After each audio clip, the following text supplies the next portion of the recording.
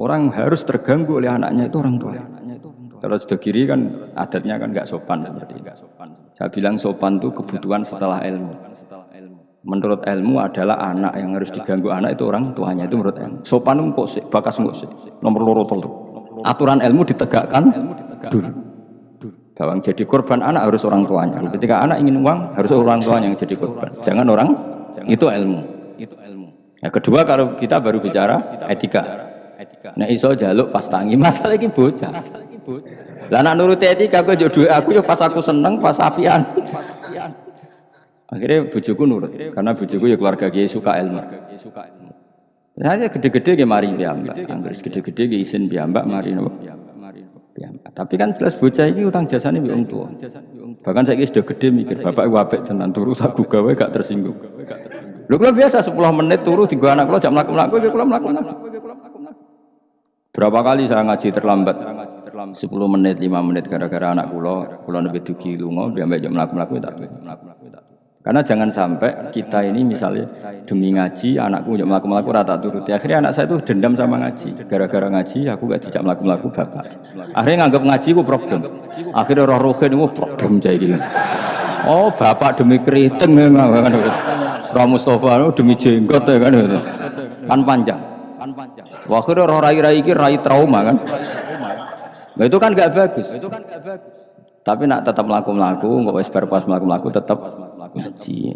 Anak itu punya kesimpulan ternyata saya masih nomor 1. Keriting nomor 2. Keritingnya ya maklumi nak waras, umpamanya aku ra anake kan. Makanya saya itu dugaan saya, kenapa Rasulullah ketika beliau sujud Hasan Husain ini menganggap Rasulullah digo jaran-jaranan. Cara Jawa digo napa? Rasulullah ditumpaki mbek Hasan, sing masyhur itu Hasan. Ya tentu Hasan Husain tapi sing ning riwayat itu Hasan. Iku Rasulullah lama sekali sujud. Sampai sahabat itu karena saking dekatnya wahyu, zaman itu cara berpikir ahadasa fihi syai'un atau ahadasa fin nabi syai'un. Apa nabi ada wahyu baru sehingga sujud selama itu. Jadi sahabat belingu ya penting. Akhirnya orang sing ndangak ya rugen-rugen niku ndak. Mergo sujudnya agak wajar apa? Kan nabi kan tentu istiqomah. Biasanya 2 menit ya 2 menit, biasanya 1 menit. Ini kok sampai 5 menit. Akhirnya sahabat sing gak terima ndang. Jika ada wahyu baru bahwa aturan sujud harus selama itu. Doang. Jebule ono Hasan. Oh iki to perkara ndek. Tapi baru kayak sahabat beling iki ono riwayate. Cara ndekne ra nginceng. Jadi kadang beling ya penting. Tapi sing beling ben sahabat. Mergo tetep akeh ganjarane. Iki ora usah salat dangak-dangak ngono ora usah. Kau belingi sahabat paling ngono belingmu kebablas.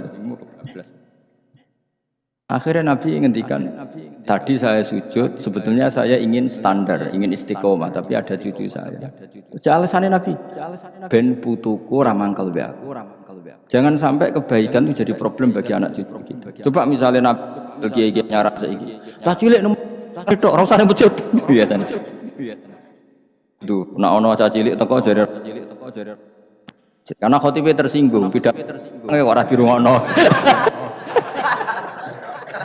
Dia komen jadi khotib kan ngono kok diganggu apa?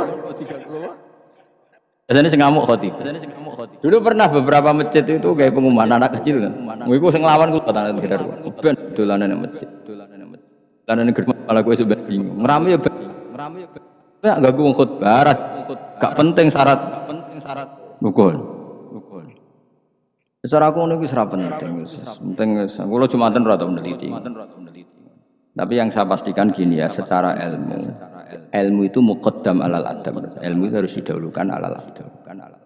Ada hal-hal tertentu yang menang adab, tapi yang ilmu yang tidak wajib. Tapi nah ilmu fardhu ain pasti menang. Jadi ya mau tadi misalnya, akhirnya anak kula nggih biasa gugah kula, nganti saiki nggih biasa.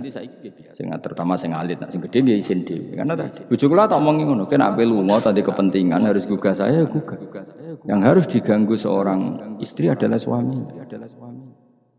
Supaya aturan main itu jelas.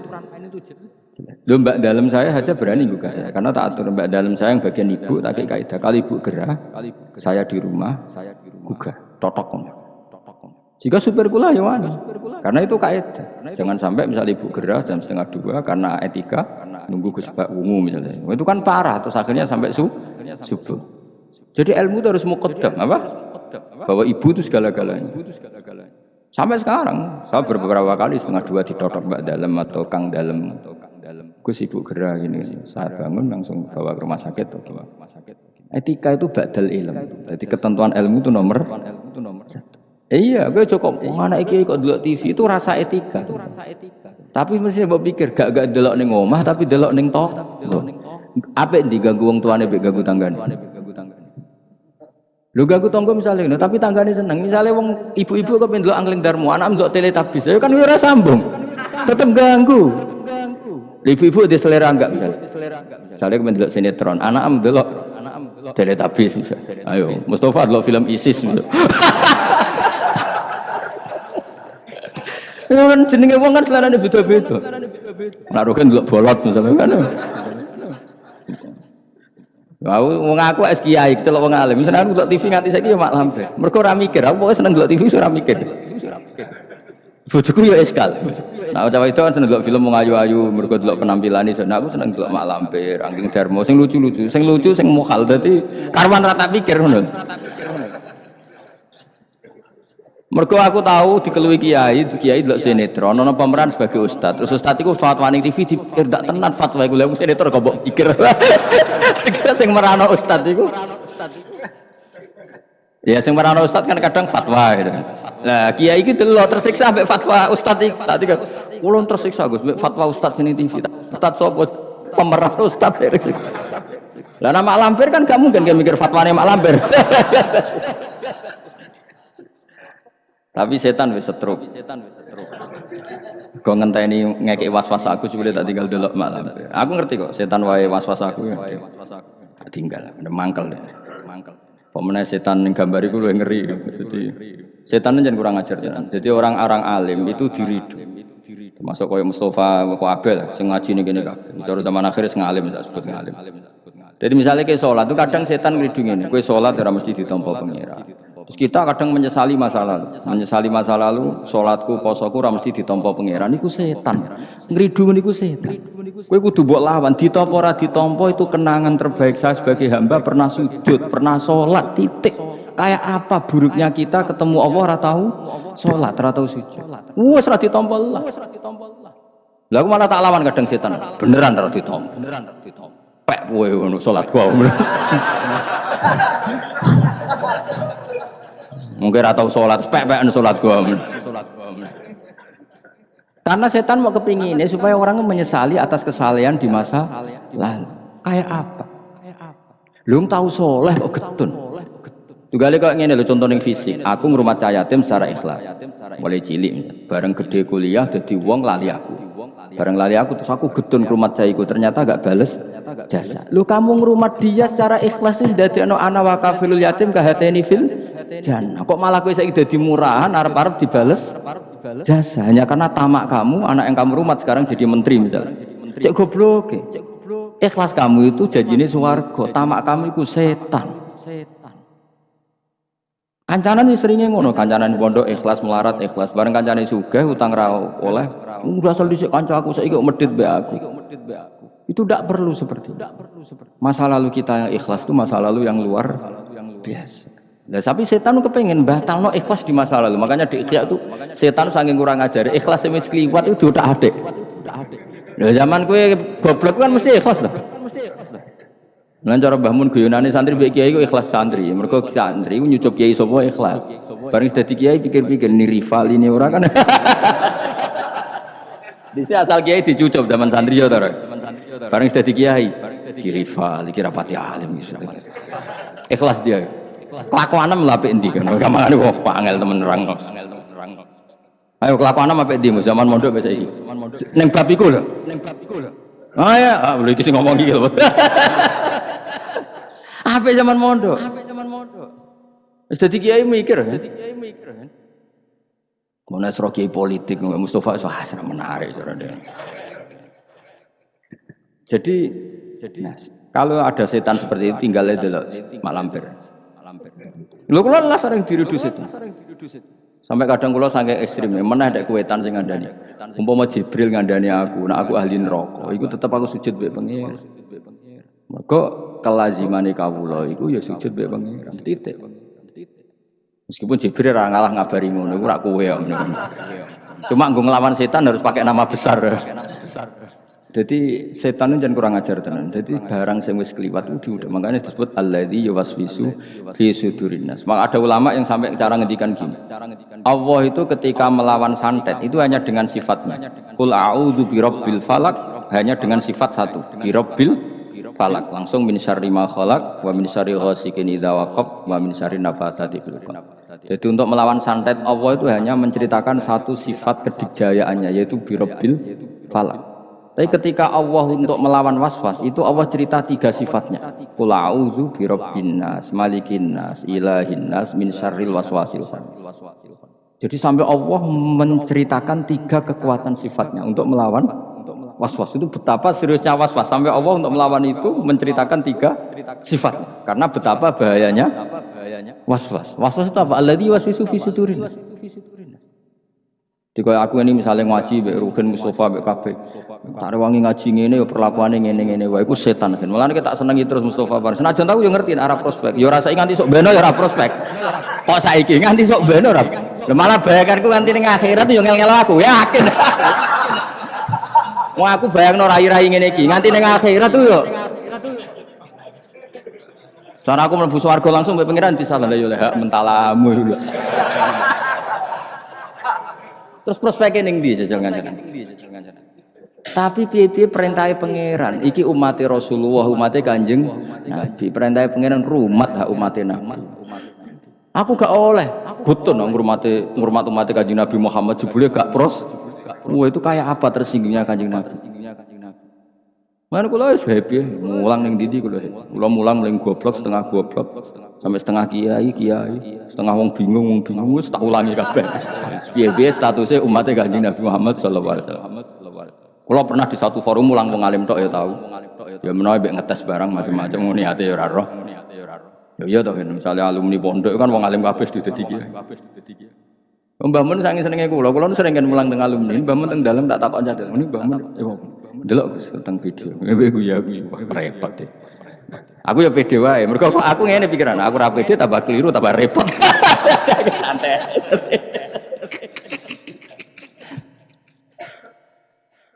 Tapi khawatir saya nanti gitu. Kowe diridu setan, mbok rewangi ngono. Cayatemu cilike mbok rumat, saiki sugih ya lali kowe. Iku riduane kose. Mestinya mbok jawab, itu kenangan terbaik saya tahu derekno perintah Rasulullah sallallahu alaihi wasallam kon rumat cah yatim. Lah arep-arep dibales jasa iku keinginane setan. Jadi rumat cah yatim ki nuruti perintah Rasulullah, tomak iku perintah setan. Berarti setan harus kamu lawan. Iku min syarril waswasil khannas. Jadi sudah. Malah cara aku beneran, cara aku dadi wali. Menawa ya wali menawa. Pokoke cara aku nganggo pikiran wali lah, ben berapati dihasuti wong. Cara aku nganggo pikirane wali, ngrumat Mustafa Ruhin dadi sugih lali aku malah seneng. Ben ganjaranku utuh. Nak diwales dadak kalong. Nggih mboten cara kowe nganggo pikirane wali. Senajan to iku ora mungkin Mustafa bales aku ya ora mungkin. Umpama ya. Ujug-ujug Mustafa sugih di Ferrari. Ya mohal mestinya, tapi iki umpama. Terus mending ngene, wah Gus, kula goblok jenengan pinter melarat jenengan sugih numpun Ferrari iki. Mosok wong jenggoten numpak Ferrari misalnya. Kan bid'ah. Mustafa maksudnya sing tak gojok Mustafa. Ora wong jenggoten liyane ora Mustafa. Tetep aku cara nganggo pikiran wali gak senengku kuwatirku iku dadi walese ngumulangku selama ini. Tidak Mustafa atau lali numpak Ferrari ngalor ngidul lali aku kan malah apik. Malah apik perkarane aku ora diwales. Cuma aku ya ndonga muga-muga gelem ngaji meneh. Saiki malah ngegeng ning mall Pak Fer. Senajan itu mokal ke bayangno ora mokal. Wonge jenggoten khusuk ngene terus ngono mokal gak? Tapi tetep mungkin lho pangeran. Tapi nek iso ya aja. Wis khusuk ngene kok. Aja Mas. Lho kan nek gelem tak dongakno, dongaku. Dongaku mandi, yakin mandi. Pokoknya aku donga sing aneh-aneh ku mandi mesti. Gelem ora? Tak gelem tak dongakno saiki. Mosok sampeyan akeh ngamini gak mandi.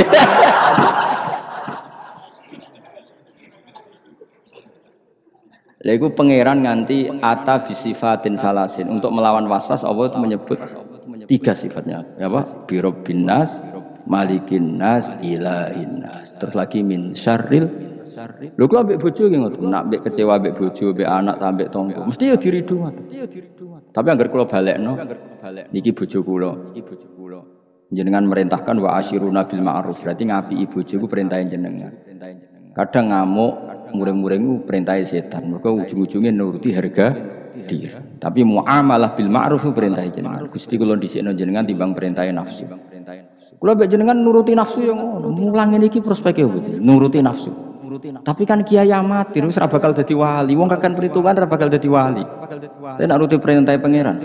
Allah nyifati rasul ku sapa? Rasul yaslu alaihim ayatika wa yuallimuhumul kitab. Sifat khasi rasul mulang Quran. Nah kita itu ulama warasatul anbiya, khase hubungan nak kowe warasatul anbiya, khase kiai be umat hubungane mulang yaslu alaihim ayatika wa yuallimuhumul kitab wal hikmah. Lha ulama mbek umate kok hubungane di manajemen. Umat sak menaki tak wajib ziarah selisih piro ya. Iku ora hubungane ulama mbek umat, paham ya? Ku pedagang. Tapi ana sing ngono ya oleh ben duwe selingan aku. Nah, kapan-kapan gelem tak jak. Tapi kalau suwun, pokoknya was-was harus dilawan. Jadi was-was itu harus termasuk wedi suul khotimah itu tuh mbok lawan. Tak rewangi salat ngene, tak rewangi ibadah ngene jebule aku engko nang suul. Iku tuh mbok lawan. Wes suul khotimah Allah sementara kamu tahu sujud. Karena keinginan setan itu sebetulnya hanya supaya kamu tidak nyaman dengan ibadah. Tapi kalau ketakutan suul khotimah kamu menjadikan kamu sopan sama orang lain, menjadikan kamu tawadhu, gak apa-apa. Itu berarti sangka malah malaikat. Karena ketakutan suul khotimah berakibat takzim atau sopan kepada orang lain. Itu bagus. Berarti kan tambah tawadhu. Maksudnya tambah tawadhu, aku soleh lah, yus. Orang mesti husnul khotimah. Akhirnya tawaduk be wong liya, itu bagus karena efeknya bagus, paham ya? Tapi nak terus gak nyaman dengan ibadah kamu di masa lalu karena takut tetap suul. Wah itu setan-setan amoh yakin. Kudu mbok lawan. Wes aku suul khotimah lah, tetap aku bangga dadi kawulane Allah. Tau ning donya sujud, tau ning donya maca tasbih, tau maca selawat ning Rasulullah sallallahu alaihi wasallam. Akhirnya setan kan mikir. Tapi akhirnya nyatane suul khotimah terus gunane apa? Gunane ya aku tau sujud mbek pangeran. Sujud kok ora roh gunane, dasar setan elek. Wong ora roh gunane sujud ngono. Dadi terangno apa? Mesti nak ketok terang. Lho omongan ngono kan wis goblok gendeng. Wong gunane apa kowe sujud nak akhire suul? Wong kok ora roh gunane. Sujud itu tegale ngene, gunane apa aku mangan nak terus ngising kok sunah. Kok ora takok ngono. Bodoh-bodoh akhirnya le sunah lho. Terus ki ape ra mangan, moh aku mangan kenapa soban yo le sunah. Gendeng to ora? Tak gendeng ora? Ya bodoh, wong tahu sujud kok getun suwe tanam. Ya dong ya. Awas ento kancanan setan. Aku wis pegatan suwi kok cek akrab. Aku wis pegatan suwi. Kowe cek akrab gitu. Kowe cek kenal setan. Setan seneng godho wong khusuk lho. Sing kok rugen rapati digodhog. Gak menarik cara setan itu. Kan wis nyerempet salah deh. Wong khusuk tambah semangat. Godhong khusuk ora kasil setan malah cari referensi. Jadi kan aku pernah digodho setan, Mus. Kowe kudu beling kaya rugen. Kok setan sing godho mbok setan TK. Mergo gak perlu naik ke. Tapi nak kowe khusuk, setan itu belajar meneh. Referensi ini diwaca meneh, tambah pinter. Padahal kowe wis gak belajar mendagangan pitik wae. Ditakdir to. Itu kan lucu. Wong kok nyesal tahu sujud itu lucu to. Wong nyatane lucu, nyesal tahu mangane lucu.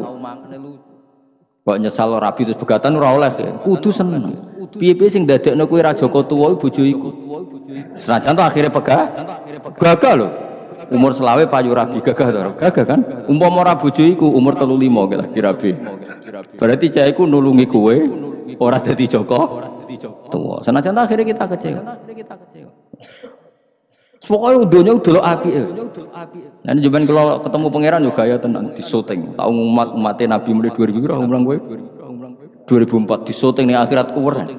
Terus Kanjeng Nabi sebelum bawa mulang umatku sawi ngono. Akhirnya disafaati. Cuma ya mau bareng disafaati men Gus Warto. Cek mentalamu lho. Sakmono aki anut kowe. Kudu sik do ning tubir neraka. Ora ning donya ora ning akhirat pancet ya. Pancet ngel-ngel loh maksudnya. Qala ba'du suhajudur rajuli yaghbu ila adati wa bukhluhu yubghidu ila auladi. Ya pokoknya sampai wa bukhluhu yubghiduhu ila auladi. Bayangkan kalau kita jadi orang soleh, kemudian anak kita benci kita karena kita bakhil. Akhirnya anak kita ngidolakan orang, dan itu awal bahaya. Napa awal bahaya? Wa qala dawu sapa